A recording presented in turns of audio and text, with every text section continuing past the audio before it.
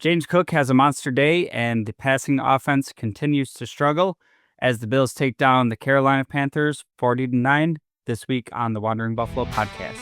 You're now listening to the Wandering Buffalo podcast with your host, Justin Goddard.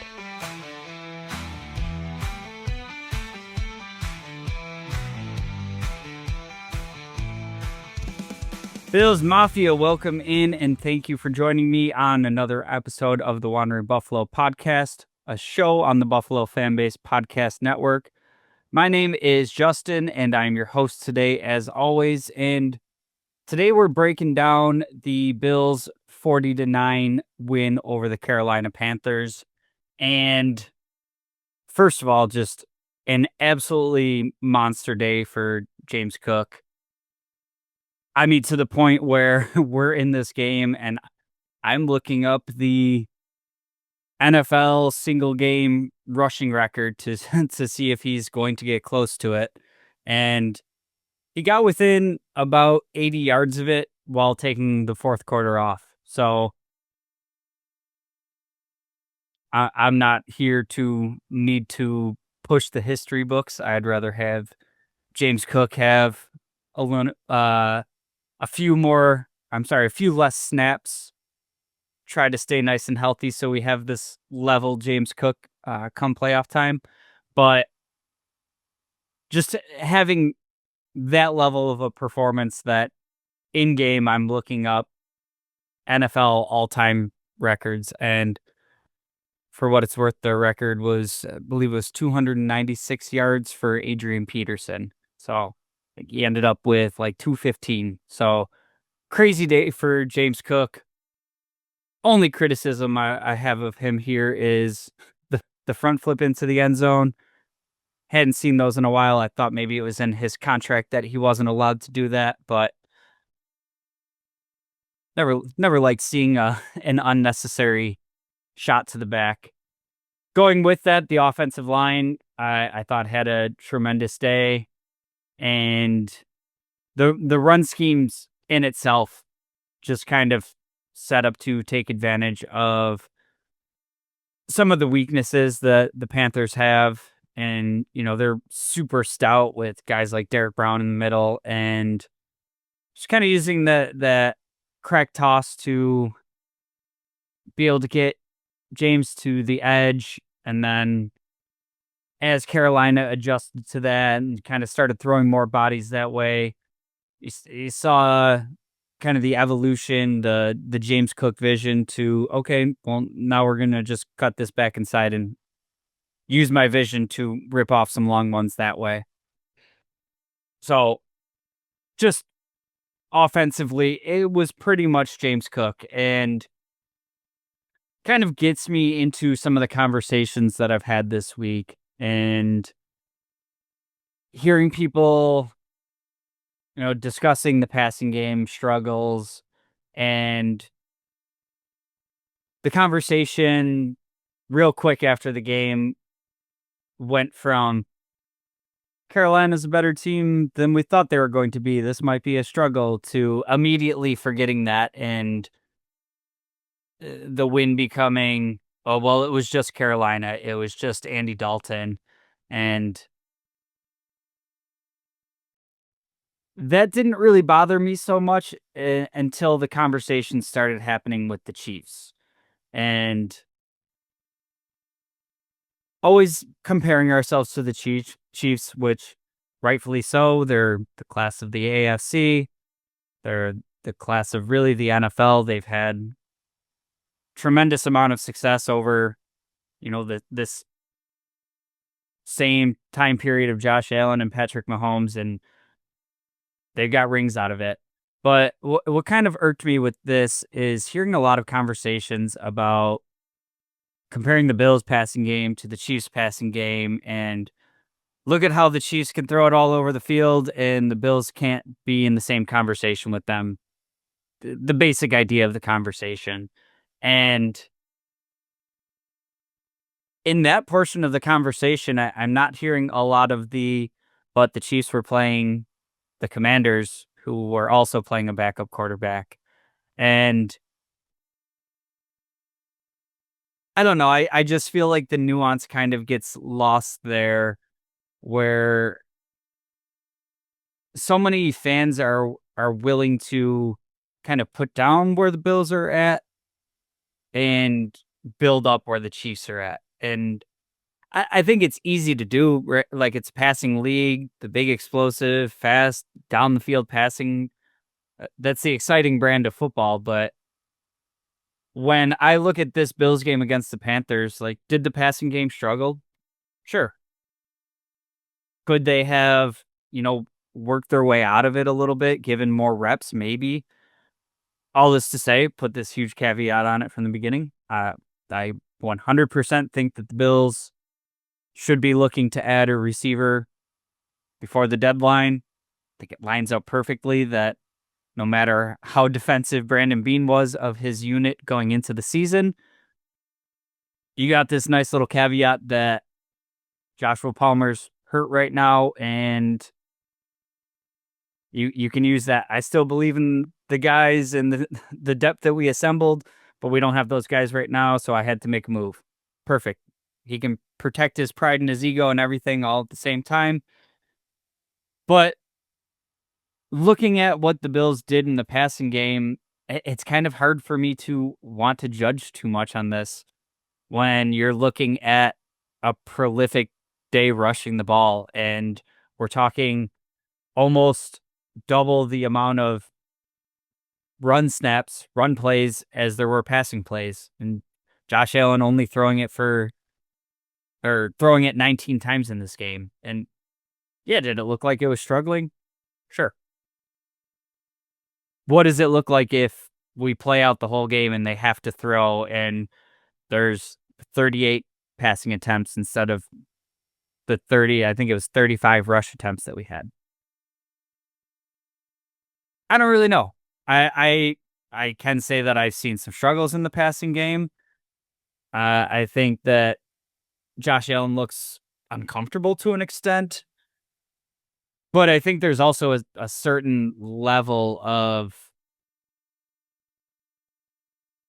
being able to play your way out of these struggles and get the extra reps. And how many times have we seen the Bills be more of a second half team? And as they get more reps, it starts to flow a little bit better.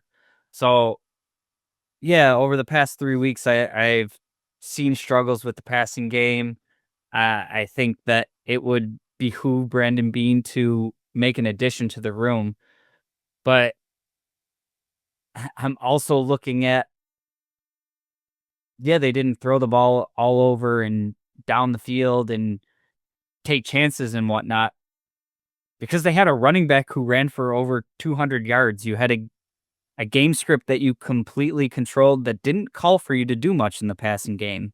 And is that a game where I want to start taking deep shots where we don't have the best matchups and invite variance and invite the opportunity that maybe Carolina gets a pick six and all of a sudden the complexion of the game changes a little bit? At this time of the year, I know I've talked about it a ton, especially on the defensive side of the ball. We've dealt with a ton of injuries. We're dealing with a lot of newness, a lot of change. We're winning. We've won this game. I won't apologize for who the opponent was. We added a win to the win column, and we did it in a way that made sense and was a game that was never really in question. So, do I want to see Josh Allen take 15 more passing attempts in this game just to prove to fans that we can do it? And I'm not here for that. I would love to have more confidence in the passing game right now, but as far as game scripts go and the rushing attack that you have right now, if you have the opportunity to win a game by 31 points where most of your starters are resting in the fourth quarter, I have a hard time having my major takeaway from the game be the passing game is broken and everything is still terrible. So that's kind of my 2 cents on it. I do think there's a lot on film. I think we have trends and stats and evidence to kind of back up that the passing game is struggling. But I also have seen what 17 does when his back is against the wall and they need to make the plays and he needs to put on the cape. And that's what they have to do to get a win. And, we kind of have these conversations like it's ancient history. And you really only have to go back to beginning of September when the same offense, the same cast of receivers, the same quarterback, the same coordinator had to score a boatload of points and do it in a hurry to beat the Ravens, and they did it. And I guess we'll see where it goes. Still have my fingers crossed for an addition at the deadline. And looking at the defensive side of the ball, we've had so many conversations along the way of, the reinforcements are on the way. And last week, I kind of discussed some of my ideas for where the Bills could add to this team, injuries that have popped up, where the biggest needs are, what we have coming back. And I kind of lean towards not expecting much, if anything, by the way of additions on the defensive side of the ball. And that was largely based on the number of replacements that we have, the number of injuries we're dealing with, and being able to see a path internally to the defense coming together. And again, the biggest factor towards that defense coming together is just time. And I've said it again, I'll say it again now, or I've said it before, I'll say it again. I expect this defense to start looking like the best version of itself come end of November, provided that we get some sort of fortunate health luck. Of course, we didn't start that this week with Ed Oliver going out, which really sucks. He had a tremendous 2.5 games when we got to see him, and now looks like we'll be lucky to get him back somewhere in the playoffs if we go deep enough. So we'll see what happens there. That might be something that changes the numbers game a little bit as far as do we see some sort of deadline acquisition for defensive tackle. But the guys that we did get to see this week, I thought Ogunjobi, I don't think he was overly impressive. I think he looked like maybe he's kicking off some rust, getting back in game shape, but his starting point for me was that he looked like a serviceable starter, and maybe you'd like to see more with the Ed Oliver injury, but I think ultimately what he was brought in to be was, like a top 4 defensive tackle who would be sharing reps with rookies that you planned on bringing in and figure out what that snap distribution looks like based on the development. Thought we continued to see good things from Deion Walker. Have to give him a shout out here. Max Hairston getting his first action. We didn't see him targeted at all in the pass game, but watching the film back, he looked fast. He looked sticky in coverage. The one rep that really stands out is he's playing back in coverage and a pass goes underneath, and his ability to close that distance quickly and not only make the open field tackle, but like thump that dude up a bit. And I think that's something that where that athleticism, that speed really shows up right there on tape in front of our eyes, where, previously maybe that's a 10-yard gain, or in the time that it takes for us to close that distance, a blocker gets out in front of that cornerback and now it's a 25 yard gain. I'm very encouraged by what we've seen from his first action. I'm encouraged by the number of snaps that he got. We went from I was talking last week that I didn't expect to see him till after the Chiefs game. Not only does he get action in this game, but he took it was like 50% of snaps he was out there. So super encouraging for me to see the comfort level, not only with where he's at physically, but the willingness to have him out there. We know that McDermott's not playing people that he doesn't trust in the mental side of the game and their assignments and doing the 111th. So I thought the number of snaps that he got is an even more meaningful takeaway for me than what actually happened on those snaps. Again, it's Andy Dalton, it's the Panthers, whatever. He looked good in the snaps that he had. The fact that he was able to take that volume, awesome.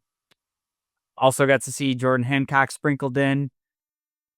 He was playing in the more obvious passing downs, and again, another area where the speed and the athleticism was felt in the back end of that defense. And the big standout play for him was probably a touchdown saving tackle, where he's able to make a one-on-one tackle.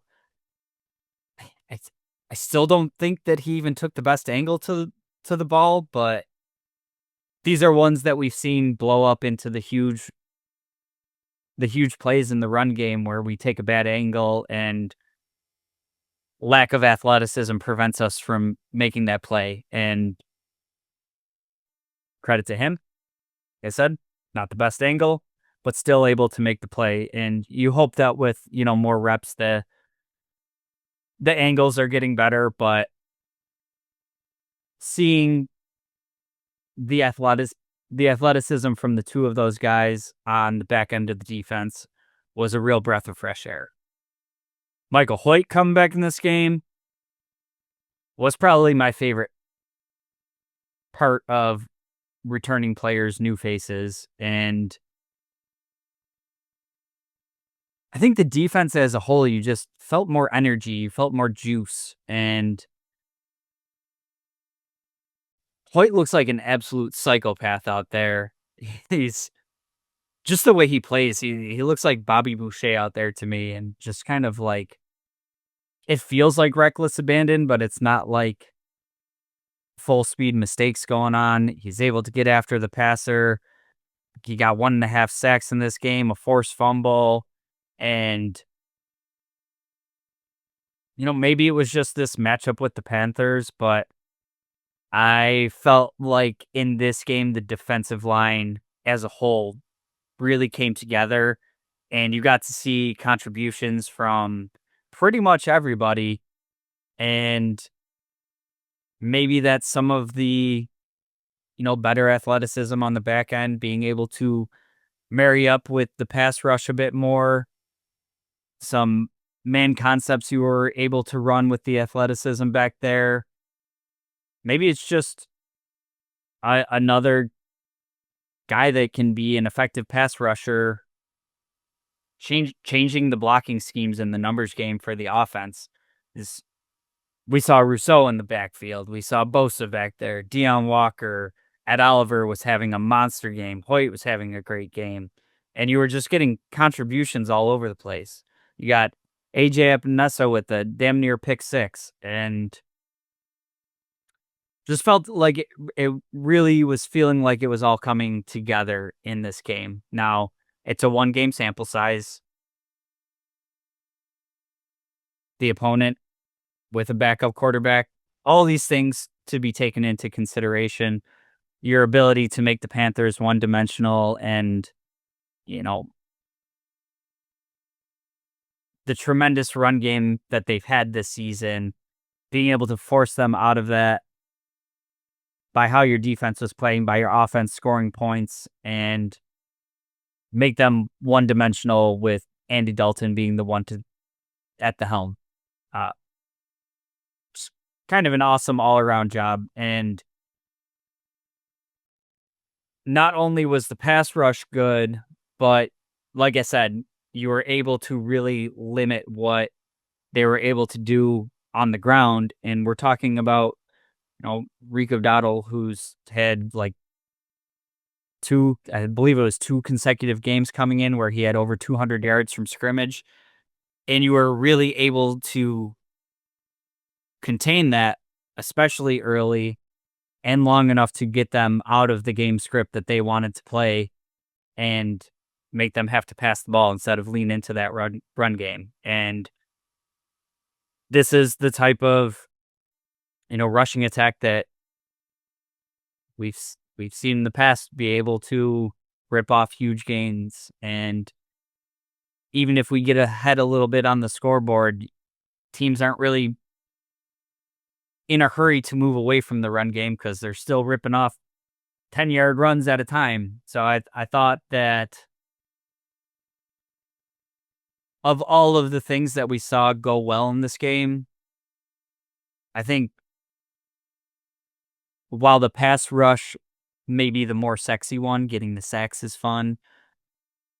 I think their ability to control what Carolina did on the ground versus the struggles that we've had with our run defense this year is like an even more impressive takeaway. And we're also talking about doing that in a game where we're thin at linebacker. Milano and Bernard both not playing in this game. You got Shaq Thompson out there, Joe Andreessen, uh, Dorian Williams, and maybe this is something we see a little bit more going forward, of more game plan specific of, uh, and maybe even game scripts specific of these guys being better in the run game, Milano and Bernard being more of your matchup specific coverage players in the passing game. I don't know what that's going to look like going forward, but it is nice to see for a team that has dealt with so many injuries at the linebacker position. How many times do we talk about AJ Klein having to come off a vacation to start in a playoff game? It is at least encouraging to me that when tested thus far in the season, it looks like we actually have some meaningful depth at the linebacker position. Uh, so really cool to see. Up next, obviously a huge date with the Chiefs. We have the history of the Bills playing them very well in the regular season, only to lose in the postseason. I will say that this is one of the games where, yes, it can be a measuring stick game. It's a Chiefs team that's heating up. Their offense is clicking on all cylinders. For me, as much as I always want the Bills to win, I am mentally prepared for this being a possible loss. And my bigger focus for this game is the process over the product. And what does it look like? Does it look like, you know, we have things that we're still cleaning up, but we see the path to it coming together? Maybe we see some young guys out there make a mistake that you hope come playoff time, they're not making anymore.